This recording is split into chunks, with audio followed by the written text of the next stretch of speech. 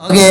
अच्छा, ये जो लैपटॉप इस टाइम मेरे हाथ में है वो मेरा लैपटॉप नहीं है, मेरा स्टूडेंट का लैपटॉप है। और इधर मैं गिटहब की थोड़ी सी बेसिक नो हाउ ऑलरेडी भी दे चुका हूँ, और दोबारा से इस लेक्चर की तवज्जो से मैं एक मज़ीद चीज़ देना चाहूँगा।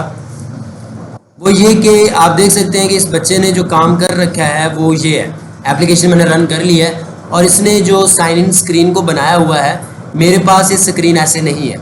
मतलब कि साइम ने इस मेरे ही कोड के अंदर मज़ीद चेंजेस वगैरह कर रखे हैं, यूज़र इंटरफेस को मज़ीद बेहतर कर रखा है, लोगो भी ऐड किया हुआ है वगैरह वगैरह। तो अब मैं क्या चाहता हूँ, मैं ये चाहता हूँ कि साइम के इस कोड में जो मेरा अपडेटेड कोड है, जो मैंने लास्ट ट्यूटोरियल में क्रिएट किया था, वो आ जाए। उसके लिए मुझे क्या करना पड़ेगा?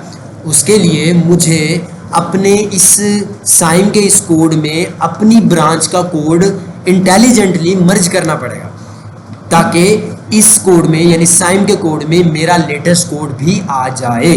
तो उसके लिए मैं क्या करूँगा, मैं भी आपके सामने कर कर दिखाने लगा हूँ। सबसे पहले मैं इधर गिटहब में जाऊँगा। गिटहब में जाके मैं बिलाल वर्क की जो ब्रांच है, जो कि दरअसल मेरी ब्रांच है, इसको मैं क्या करूँगा, अपडेट करूँगा। यहाँ पर अपडेट का ऑप्शन होना चाहिए। अपडेट का ऑप्शन नहीं है अगर, तो पहले मैं यहाँ पर बिलाल वर्क में पहले चेकआउट करूँगा। चेकआउट करने से पहले कुछ चेंजेस ऐसे हैं जो कि साइम ने किए हुए हैं लेकिन कमिट नहीं किए, यानी लोकली सेव नहीं किए। तो उन चेंजेस को पहले हम लोकली सेव करेंगे। कैसे करेंगे? कंट्रोल के ज़रिए सेव कर सकते हैं। ये चेंजेस हैं जो कि साइम ऑलरेडी कर चुका है, लेकिन इसने अपनी ब्रांच में उसको लोकली कमिट नहीं किया था। तो मैं इस चेंजेस को कमिट और पुश कर देता हूँ, और कमिट और पुश करने के बाद मैं फिर बिलाल वर्क की ब्रांच के अंदर स्विच कर सकूँगा। तो अभी मैं साइम का कोड जो है वो मैं पुश कर रहा हूँ, अपलोड कर रहा हूँ गिटहब के ऊपर। ये इस वक्त साइम का जो कोड है वो गिटहब के ऊपर अपलोड हो रहा है इस कमेंट के साथ कि image upload successfully, snack bar वगैरह वगैरह जो भी साइम ने कमेंट लिख रखा है। और ये सक्सेसफुली जो साइम की ब्रांच में साइम का अपडेटेड कोड है वो अपलोड हो चुका है। तो अब मैं क्या चाहता हूँ, अब मैं बिलाल वर्क के अंदर अगर चेकआउट करूँगा तो फॉर नो एरर हम इंशाल्लाह चेकआउट कर देंगे। आप देख सकते हो कि इस वक्त हम साइम की ब्रांच से वापस बिलाल वर्क की ब्रांच पर चेकआउट कर चुके हैं। अब यहाँ पर हमें एक चीज़ कंफर्म करनी है कि क्या बिलाल वर्क यानी जो कि मैंने कोड किया था कल, वो अपडेटेड इसमें है या नहीं है। जैसे कि आपको पता है कि बिलाल वर्क के कोड के अंदर जो हमने लास्ट कोड डाला था उसके अंदर हमने यूज़र के मॉडल को काफ़ी ज़्यादा अपडेट किया था। तो देखते हैं कि क्या वो अपडेशन यहाँ पर अवेलेबल है, जिसके अंदर मैंने उसको एज ए स्ट्रिंग कन्वर्ट कर दिया था। तो ये आप देख सकते हैं कि जो डेट और टाइम का वेरिएबल था वो मैंने स्ट्रिंग में कन्वर्ट कर दिया था, लेकिन वो यहाँ पर स्ट्रिंग में कन्वर्ट हुआ नहीं है। डैट मीन्स कि इधर हमारा अभी अपडेटेड कोड बिलाल वर्क का नहीं है। तो उसको करने के लिए मुझे क्या करना पड़ेगा कि मैं बिलाल वर्क पर जाऊँगा, राइट क्लिक करूँगा और इसे यहाँ पर क्या करूँगा, अपडेट। अब जैसे मैं इसे अपडेट करूँगा तो जो मेरा अपडेटेड कोड है बिलाल वर्क का गिटहब के ऊपर, वो क्या होगा जी, फैच होगा। फैच होकर फिर इसके साथ क्या होगा, रिप्लेस होगा। आप देखें यहाँ पर आपका बिलाल वर्क का कोड जो है वो फैच हो गया है और बाकायदा तौर पर रिप्लेस भी हो गया है। यहाँ पर अब डेट एंड टाइम की जगह क्या नज़र आ रहा है, स्ट्रिंग नज़र आ रहा है। सो अब इसका मतलब ये है कि हमारा बिलाल वर्क का जो अपडेटेड कोड है वो लोकली तौर पर हमारे पास पड़ा हुआ है। अब हम क्या करेंगे, हम चाहते हैं कि साइम की ब्रांच में बिलाल का कोड मर्ज करना है हमने, तो पहले हम साइम की ब्रांच को एक दफ़ा दोबारा चेकआउट कर लेंगे। अब जनाब हम कहाँ आ जाएंगे, साइम की ब्रांच के अंदर।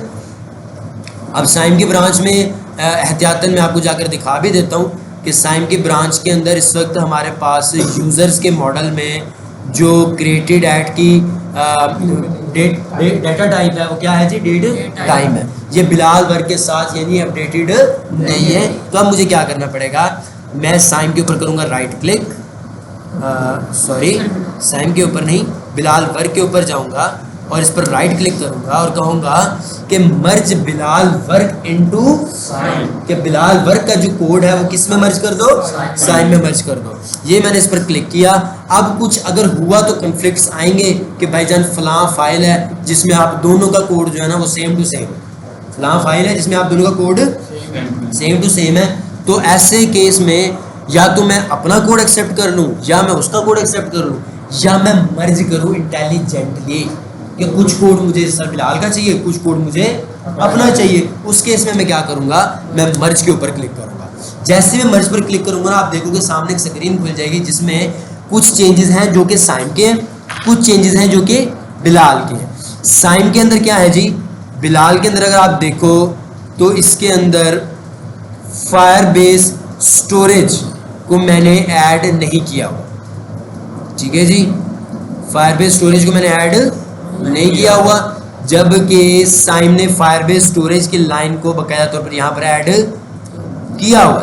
तो मैं चाहता हूँ कि यार फायरबेस स्टोरेज की लाइन मुझे चाहिए, फायरबेस स्टोरेज की लाइन मुझे चाहिए, तो मैं यहाँ पर आकर क्लिक कर दूंगा इस बटन के ऊपर, जो आइकन आपको नजर आ रहा है ना, इसके ऊपर मैं क्लिक कर दूंगा, फायरबेस स्टोरेज की लाइन यहाँ पर मेरे पास आ गई। ये मेरी दरमियान वाली जो स्क्रीन है वो रिजल्ट की स्क्रीन है, राइट साइड वाली जो स्क्रीन है वो बिलाल की स्क्रीन है, और ये लेफ्ट साइड में जो स्क्रीन है वो साइम के कोड की स्क्रीन है। तो ये जनाब अब मजीद हम नीचे देखते जाते हैं कि क्या क्या चेंजेस आ रहे हैं। ये हम नीचे गए, यहाँ पर खाली स्पेस है, वहाँ पर खाली स्पेस नहीं थी, यहाँ पर खाली स्पेस है, तो इसको हम इग्नोर कर सकते हैं, ठीक है। ये इफ़ साइंड इन वेरिएबल, ये मैंने बाकायदा तौर पर बस ये समझ लो कि साइन इन का वेरिएबल मैंने बिलाल वर्क में भी है, साइम में भी है, लेकिन साइम ने उसका कमेंट ऐड किया हुआ है, ठीक है। मैंने कमेंट इसका ऐड नहीं किया हुआ था, बल्कि किया हुआ है लेकिन मैंने उस ऊपर नीचे है, तो मैं इसको भी क्या कर सकता हूँ, इग्नोर कर सकता हूँ। ये भी सिर्फ स्पेस का है, इसको भी इग्नोर कर सकता हूँ। अब जो ये है, ये जो चेंज है इसमें क्या फ़र्क है, इसमें लिखना पड़ेगा email password is empty, email और पासवर्ड बोथ आर रिक्वायर्ड। ये भी ऑलमोस्ट सेम ही है, बस फ़र्क ये है स्पेस का ही फ़र्क है इसमें। तो यानी क्रिएट यूज़र ऑन फायरबेस का जो अपना फंक्शन है वो यहाँ से बिल्कुल सेम है, तो इसको हम इग्नोर कर सकते हैं। मज़ीद नीचे जाते हैं, एल्स और एल्स टोटल सेम है, यूज़र क्रेडेंशियल अवेयर माई user email password create user, ये भी बिल्कुल सेम है, तो इसको भी हम क्रॉस कर सकते हैं, इग्नोर कर सकते हैं, ठीक है जी। यहाँ तक हमारा सेम है। यहाँ पर क्या चीज़ चेंजेस हैं जी, यहाँ पर मैंने कलेक्शन यूज़र्स की ली हुई है और सेट किया हुआ है, और यहाँ पर भी मैंने कलेक्शन यूज़र्स के लिए हुआ सेट किया हुआ है, और डॉक्यूमेंट में मैंने किसका हवाला दिया है, माई यूज़र आईडी का, और यहाँ पर इसने हवाला दिया है माई यूज़र आईडी का। सेट ये भी बिल्कुल सेम है, बस वही फ़र्क किस चीज़ का आ गया है, लाइन की एडजस्टमेंट का। तो इसको भी हम क्या कर सकते हैं, इग्नोर कर सकते हैं। इधर भी हम होम पेज पर जा रहे हैं, उधर भी हम होम पेज पर जा रहे हैं, ठीक है जी, इग्नोर कर दिया हमने। मज़ीद नीचे देखते हैं, यहाँ पर भी कोई सिर्फ एरर है स्नैक बार का, ये भी सिर्फ स्पेसिंग का, फॉर्मेशन का, फॉर्मेट का इशू है, इसको भी हम इग्नोर कर सकते हैं। ये भी जो है वो फॉर्मेट का इशू है, कोई कोड का इशू नहीं है, ये भी हम इग्नोर कर सकते हैं। Sign in on user app, ये भी हम इग्नोर कर सकते हैं, ये भी टोटल सेम है, सिर्फ फॉर्मेटिंग का इशू है। और यहाँ पर भी हम होम पेज पे जा रहे हैं, इधर भी हम होम पेज पर जा रहे हैं, फ़र्क सिर्फ क्या है जी, फॉर्मेटिंग का, जी हाँ फॉर्मेटिंग का है, इन दोनों को भी हम इग्नोर कर सकते हैं। और हमारे पास नीचे अगर हम जाएं तो यहाँ पर लॉगिन यूज़र है, यहाँ पर भी लॉगिन यूज़र है, साइन इन किया जा रहा है, यहाँ पर साइन इन किया जा रहा है, साइन विद ईमेल और password, email controller, password controller, ये भी टोटल सेम है, इसको भी इग्नोर किया जा सकता है। फाइनली ये आपका है लॉगिन स्क्रीन, लॉगिन यूज़र, ये जो आपका है, ये जो फंक्शन है लॉगिन का फंक्शन और लॉगिन यूज़र का फंक्शन, ये दो फंक्शन साइम ने बनाए हुए हैं, एक लॉगिन का और एक लॉगिन यूज़र का। तो जो लॉगिन का फंक्शन है उसके अंदर बाकायदा तौर पर साइम जो है वो डाउनलोड यूआरएल को रिटर्न करवा रहा है, जबकि लॉगिन यूज़र में वो कोई भी डाउनलोड यूआरएल रिटर्न नहीं करवा रहा। तो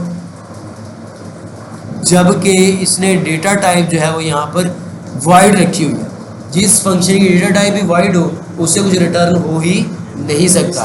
तो ये फंक्शन इसने वैसे टोटली गलत लिखा हुआ है, जिसकी कोई ज़रूरत है ही नहीं, तो इसको हम सिरे से ही इग्नोर कर रहे हैं, हमें इसका फंक्शन चाहिए ही नहीं। तो लॉग आउट का फंक्शन हमें चाहिए है, वो हमने रख लिया, सही है। तो ये अपलोड माई क्या है जी, ये आपने क्या कौन सा फंक्शन लिखा हुआ है, अपलोड माई पिक्चर का, तो तो ये क्या हमारे पास यहाँ पर है फंक्शन अपलोड माई, ये हम जो है हम चेक कर रहे थे कि यहाँ पर हमारा वो फंक्शन क्रिएटेड है या नहीं, कौन सा लॉगिन स्क्रीन लॉजिक में। तो बिलाल वर्क के अंदर क्या वो फंक्शन लिखा हुआ है, sign in user on app, log in user, log out, बिलाल वर्क में भी नहीं लिखा हुआ। वो हमने फंक्शन कहाँ लिखा था?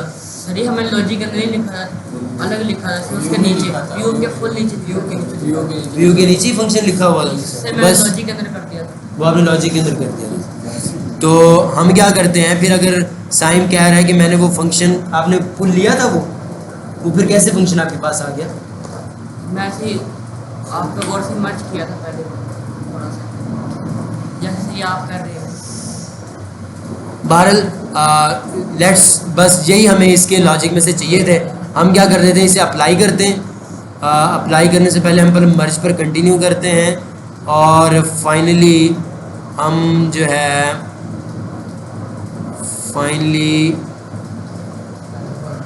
हमारे पास रिज़ल्ट आ चुका है और हम इस वक्त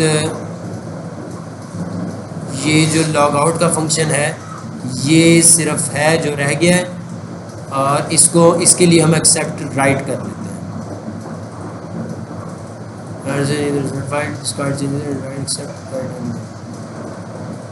सेट लेफ्ट, सॉरी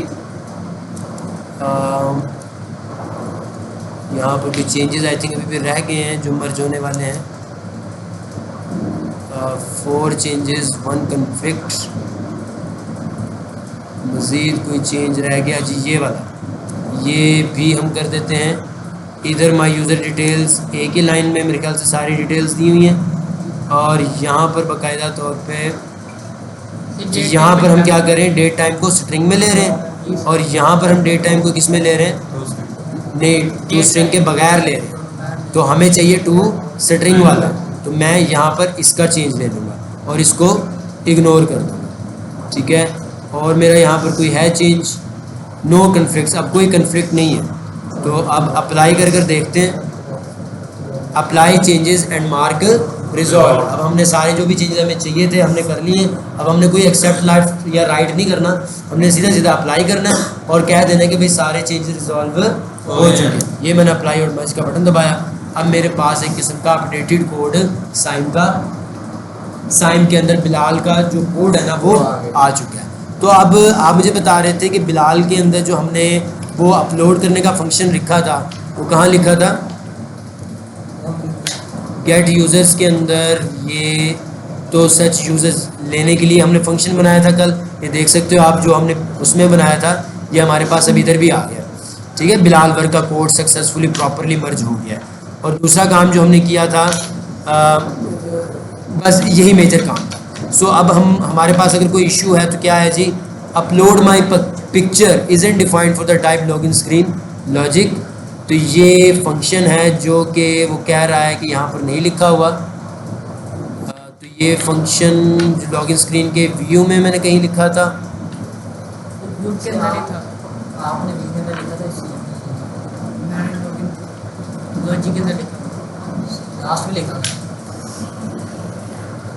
अच्छा, फॉर सम रीज़न हमारा जो ये फंक्शन है अपलोड माई पिक्चर का जो फंक्शन है ये इधर नहीं आ रहा।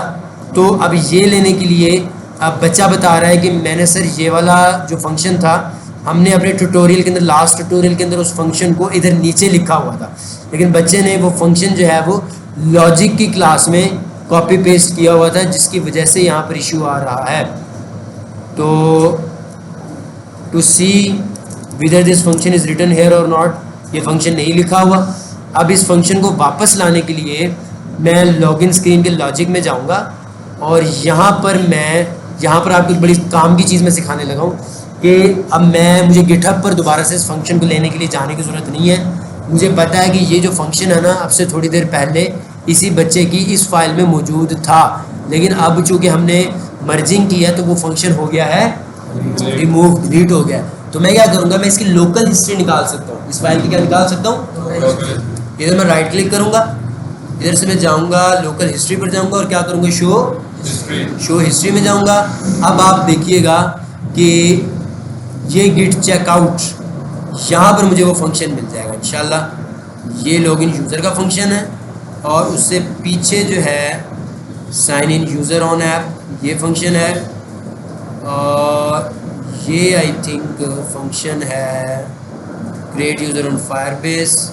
ये फिर साइन अप में होगा, फिर सभी साइन अप के इमेज होगी ना, वो साइन अप के फोल्डर में होगा। वो एक मिनट, वो एक ही फोल्डर के अंदर किया हुआ है।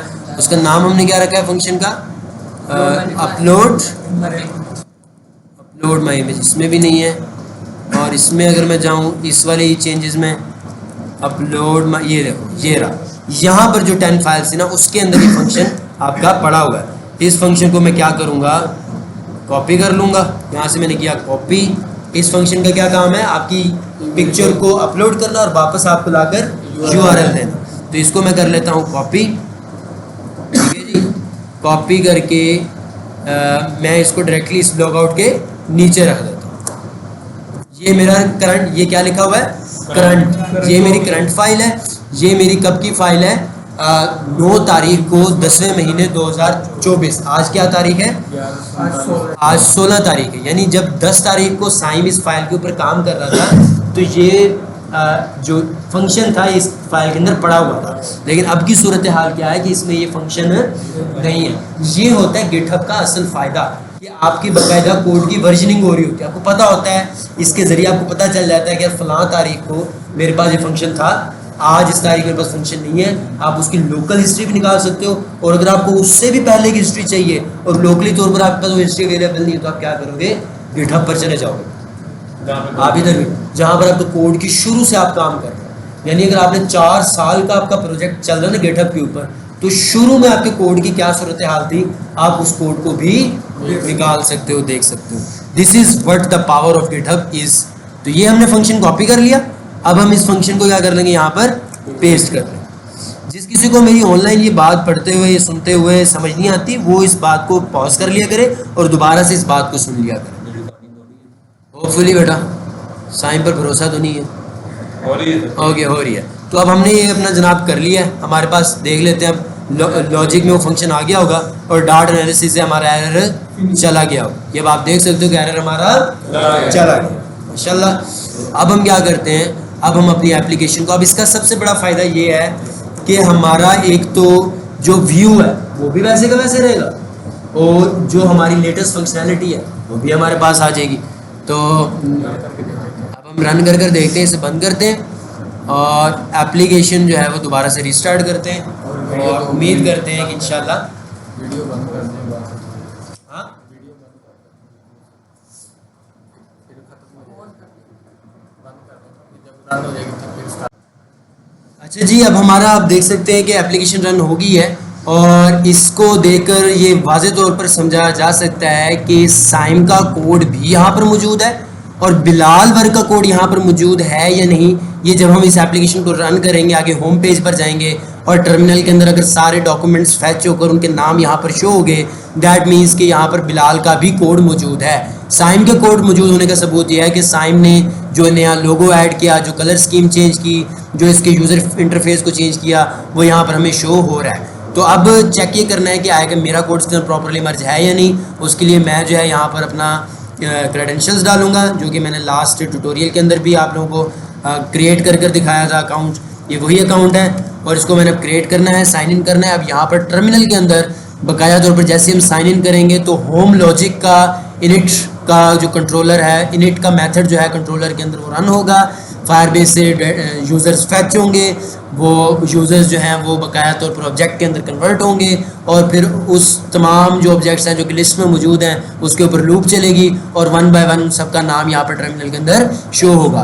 तो मैं साइन इन पर क्लिक करूँ और मुझे यहाँ पर बाकायदा तौर पर नाम शो होने चाहिए। ये मैंने साइन इन किया, लेट्स सी कि आया कि नाम शो होते हैं या नहीं। दैट्स ग्रेट, अल्हम्दुलिल्लाह। बिलाल वर्क का जो कोड था वो सक्सेसफुली इसके अंदर इंटीग्रेट हुआ है और यहाँ पर हमें सारे नाम बाकायदा तौर पर शो हो रहे हैं। तो इस ट्यूटोरियल के लिए काफ़ी है कि हमने इसके अंदर गिटहब का इस मेजर फीचर को देखा कि किस तरह से हम 2 डिफरेंट ब्रांचेस का कोड आपस में मर्ज कर सकते हैं और अगर उन 2 कोड के दरमियान कोई कन्फ्लिक्ट्स हो तो उसको जेंटली कैसे रिजॉल्व कर सकते हैं। सॉफ्टवेयर इंजीनियरिंग के अंदर गिट हब जो कि सॉफ्टवेयर की वर्जनिंग के लिए इस्तेमाल होता है, ये बहुत ही अहम टूल है। जब आपका किसी भी सॉफ्टवेयर के अंदर कोई बग आ जाता है या आपके क्लाइंट को आपकी एप्लीकेशन का कोई पुराना वर्जन चाहिए होता है या आपके सामने ऐसा बग आ जाए जिसका आपको सोल्यूशन नहीं समझ आ रहा, तो आप पिछले कमिट के ऊपर जाकर देख सकते हैं कि मैंने क्या चीज़ें चेंजेस की थी वगैरह वगैरह। गिटहब आपको फुल फ्लेक्स एक्सेस देता है, कवर देता है आपके सॉफ्टवेयर के कोड को संभालने के हवाले से। आज के इस ट्यूटोरियल के इतना ही। किसी का अगर कोई क्वेश्चन हो तो वो कमेंट सेक्शन में जाकर पूछ सकता है। शुक्रिया।